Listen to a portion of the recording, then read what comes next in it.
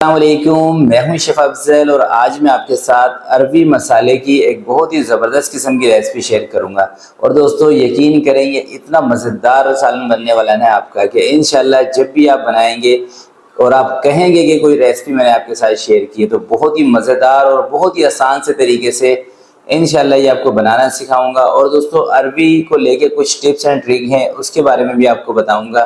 तो आज की रेसिपी बहुत ही ज़बरदस्त है, तो फिर बिना टाइम ज़ाय किए चलते हैं आज की इस मज़ेदार रेसिपी की तरफ और इसको बनाना स्टार्ट करते हैं। बिस्मिल्लाहिर्रहमानिर्रहीम। तो आधा किलो दोस्तों मैंने लिए हैं अरवी, और सबसे पहले इसका ना हमने छिलका उतारना है। तो मैं जिस तरह से छिलका उतारता हूँ ना वो तरीका आपको बता देता हूँ, बाकी आप अपने हिसाब से जिस तरह से आप छिलका उतारना आपको मुनासिब लगे आप इसकी स्किन को रिमूव कर दें।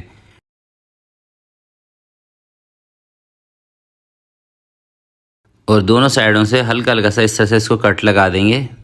और अब इसकी ना मैं आपको कटिंग करके दिखा रहा हूँ। तो अरवी अगर आप इसको बिल्कुल अच्छी तरह से दोस्तों गलाना चाहते हैं ना तो आपने इसका जो साइज़ है ये थोड़ा सा छोटा रखना है। और यहाँ पे मैं एक और आपको बात बताना चाहूँगा कि एक अरवी दोस्तों मिलती है जो बहुत ज़्यादा मोटी होती है और ज़्यादा जड़ वाली होती है, तो वो जो अरवी होती है वो गलती नहीं है जल्दी से। तो आपने जो थोड़ी सी लंबी वाली पतली वाली अरवी है उसका इस्तेमाल करना है, ये गल जाती है और खाने में भी टेस्टफुल होती है। तो अरबी का दोस्तों छिलका उतार के इसकी मैंने कटिंग कर ली है। अब इसके अंदर जो लेस होती है ना तो सबसे पहले उसको रिमूव करेंगे। देखें लेस इसमें कितनी है। और अगर आप ऐसे ही अरबी को कटिंग करेंगे ना तो आपके हाथों में बहुत ज़्यादा यानी कि ख़ारिश होगी इस लेस की वजह से। तो लेस ख़त्म करने के लिए सबसे पहले मैंने लिया है नमक और पानी। पहले इसको नमक वाले पानी से धोएंगे अच्छी तरह से, और उसके बाद एक और चीज़ इसके अंदर मैं शामिल करूँगा लेस को ख़त्म करने के लिए। तो इस तरीके से दोस्तों इसकी लेस जो है ना ये बिल्कुल ख़त्म हो जाएगी, और यकीन करें ये आपके हाथ में ना जो ख़ारिश होती है ये वो भी नहीं करेगी। तो ये देखें दोस्तों नमक वाले पानी से इसको मैंने धो लिया है अच्छी तरह से। अब इसके अंदर मैं शामिल करूँगा बेसन। तो अब इसको हम बेसन वाले पानी के साथ धोएंगे। तो 1 चम्मच बेसन भी यही काम करता है, इसकी लेस को ख़त्म कर देगा। तो एक मरतबा आप बेसन उससे नमक वाले पानी से धो लें और 2-3 पानी से आप बेसन लगा के 2-3 पानी से इसको अच्छी तरह से धो लें। थोड़ा सा मसल लेंगे तो लेस अच्छी तरह से ख़त्म हो जाएगी इस तरीके से। और जो हाथों में खुजली होती है ना ये कटिंग करने के बाद वो चीज़ भी नहीं होगी। तो मैं अब इसको 2 से 3 पानी से अच्छी तरह से धो लेता हूँ। तो ये देखें दोस्तों अरवी मैंने अच्छी तरह से धो ली है। अब इसकी ये जो लेस है ना ये बिल्कुल ख़त्म हो गई। ये देखें अब ये हाथों को बिल्कुल भी नहीं चिपक रही। तो अब इसको करते हैं फ्राई। तो फ्राई करने के लिए दोस्तों मैं ले रहा हूँ कुकिंग ऑयल 1.5 कप। अच्छा आप ऑयल में करें या घी में करें इसको फ्राई, थोड़ा सा आपने क्वांटिटी ज़्यादा रखनी है इसकी। और ज़्यादा गर्म ऑयल के अंदर नहीं डालनी, हल्का सा ऑयल गर्म हो ये डाल दें। ज़्यादा गर्म ऑयल में डालेंगे तो फिर ये कढ़ाई या पतीले के साथ चिपक जाएगी। तो 6 से 7 मिनट तक दोस्तों आपने इसको फ्राई करना होता है। अच्छा फ्राई करने की पहचान इसकी क्या है, देखिए एक तो ये अपना कलर ज़रा सा चेंज कर देगी। दूसरा ये है कि जैसे ही आप इसको ऑयल के अंदर डालेंगे, जैसे अभी ये ऑयल के अंदर डूबी हुई है डिप है, जैसे ही ये फ्राई होती है तो ये ऑयल के ऊपर आ जाती है, आपको महसूस हो जाएगा। तो ये देखें दोस्तों ये जो अरवी है ना हमारी ये ऑयल के ऊपर आ चुकी है। तो ये है इसकी पहचान फ्राई होने की। और फ्राई के दौरान ही दोस्तों ये गल भी जाती है। अगर आप इसको जल्दी निकाल देंगे, सही तरीके से फ्राई नहीं करेंगे तो फिर ये सही तरीके से गलेगी नहीं।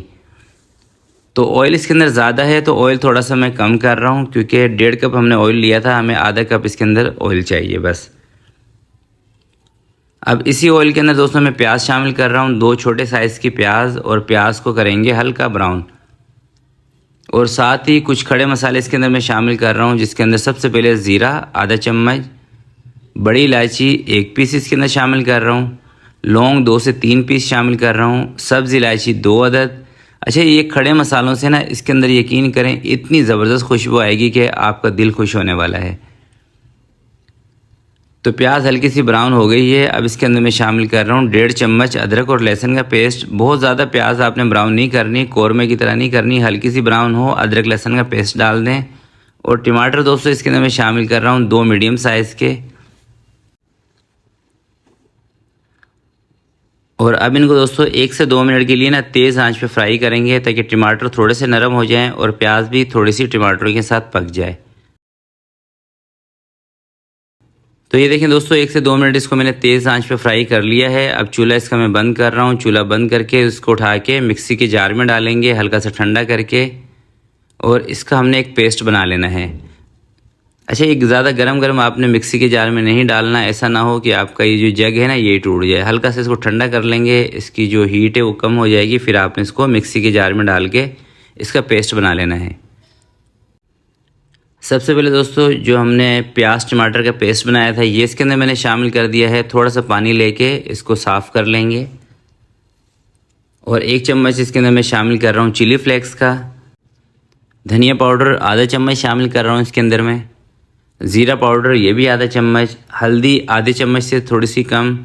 नमक आधे चम्मच से थोड़ा सा ज़्यादा शामिल कर रहा हूँ। और ये जो अरवियाँ हैं फ्राई अरवी ये भी उठा के इसमें डाल देते हैं। और अब दोस्तों इसकी हमने करनी है भुनाई और अच्छी तरह से इसकी भुनाई करेंगे ताकि टमाटर का जो पानी आपको नज़र आ रहा है ना ये इसमें से ख़त्म हो जाए और सारा ऑयल इसके ऊपर आ जाए। अच्छा, इस तरह से भुनाई करने से ना जो मसाले का फ्लेवर है ये अरवी के अंदर तक जाएगा, क्योंकि अरवी हमारी गल चुकी है। और देखें जब आलू हो या अरवी हो जब ये गल जाती है ना तो मसाले का जो दोस्तों फ्लेवर होता है ना ये इसके अंदर तक चला जाता है। तो सारा ऑयल इसने छोड़ दिया है। अब इसके अंदर मैं आधा कप दही का शामिल कर रहा हूँ। अच्छा, दही डालने के बाद आपने आँच को हल्का कर देना है। अगर दही डालने के बाद तेज़ आँच पे आप इसकी भुनाई करेंगे तो दही दोस्तों फट जाएगी।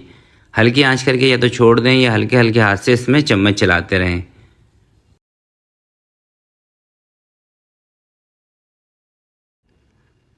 तो ये देखें दोस्तों दही का पानी इसके अंदर से ख़त्म हो गया है और मज़ेदार सा मसाला रेडी हो चुका है। तो सबसे पहले ना मैं आपको एक अरवी चेक कराता हूँ कि ये गली है या नहीं गली है।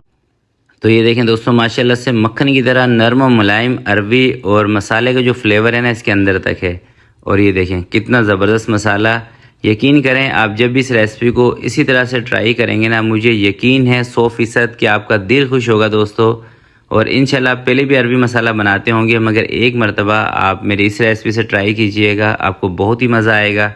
तो आज की वीडियो के लिए दोस्तों इतना ही। आपसे मिलते हैं किसी नेक्स्ट वीडियो में। तब तक के लिए अपना बहुत सारा ख्याल रखिएगा, अपने वालिदैन का ख्याल रखिएगा। अल्लाह हाफिज़।